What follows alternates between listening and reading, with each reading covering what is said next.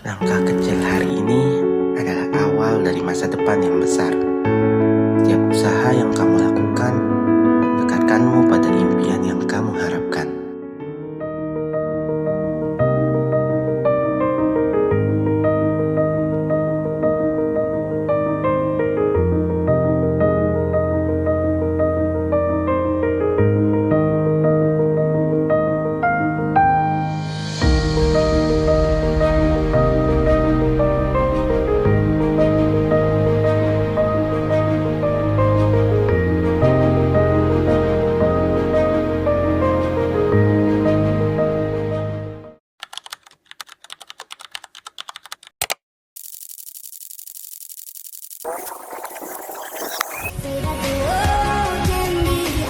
Habis belajar bahasa pemrograman, tapi aku masih bingung. Kenapa ya? Iya, apa sih bahasa pemrograman itu? Iya nih, apa sih itu bahasa pemrograman?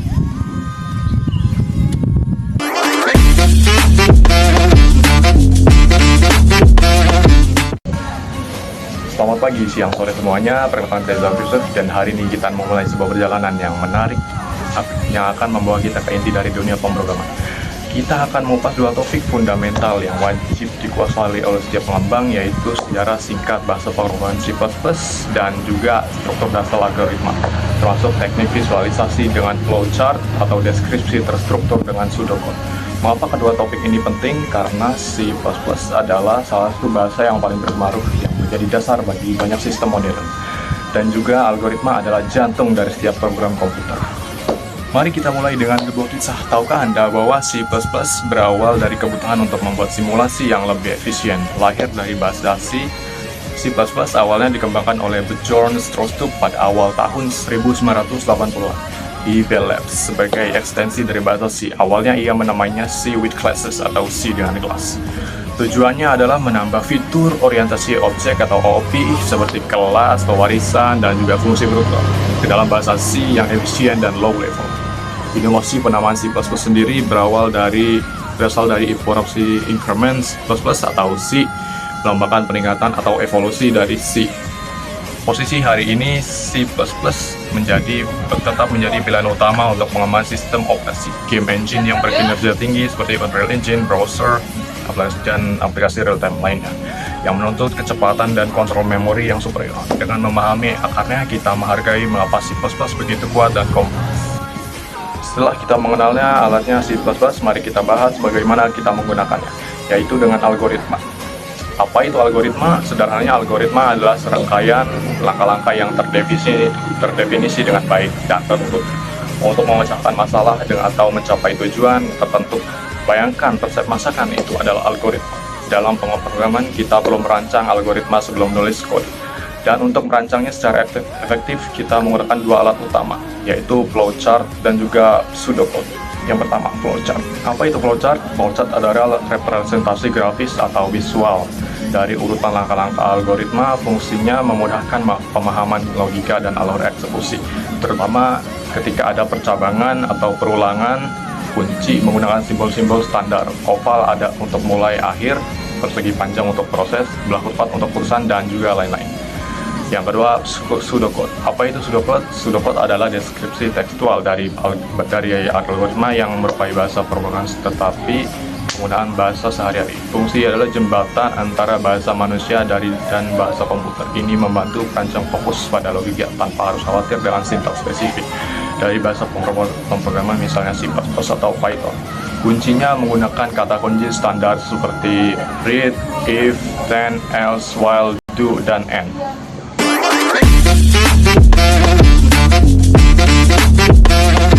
Selanjutnya, saya akan menjelaskan struktur dasar bahasa pemrograman C++.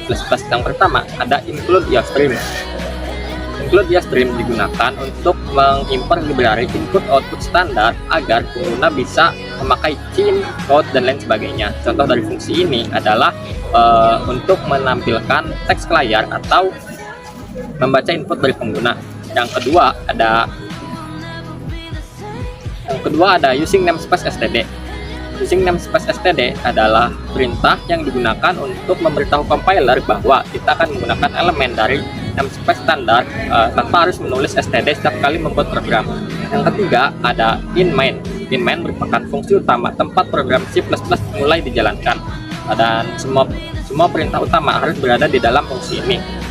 Selanjutnya ada perintah cin dan count. Cin adalah perintah yang digunakan untuk membaca data yang diinput oleh pengguna, sementara count adalah perintah yang digunakan untuk menampilkan teks ke layar. Dan yang terakhir ada return 0. Return 0 menandakan bahwa program berjalan dengan sukses.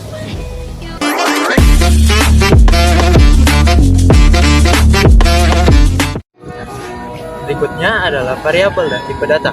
Variabel adalah tempat yang digunakan untuk menyimpan data.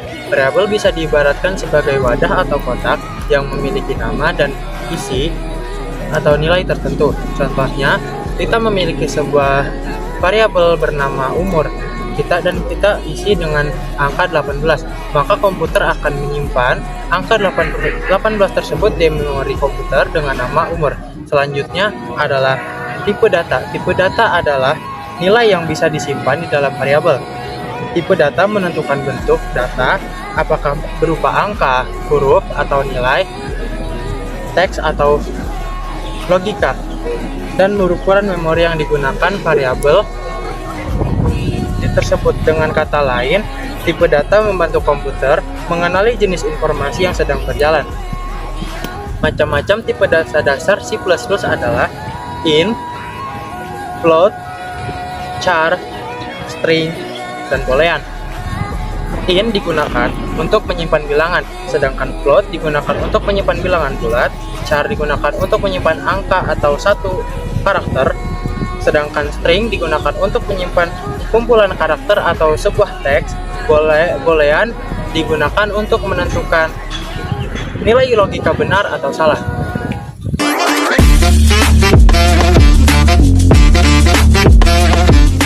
Yang terakhir adalah percabangan. Percabangan itu ada if, else if, dan else. Percabangan disebut juga sebagai conditional statement adalah struktur untuk mengatur alur dalam pemrograman dan untuk mengambil keputusan dalam kondisi logika tertentu, seperti benar atau salah, atau false or true.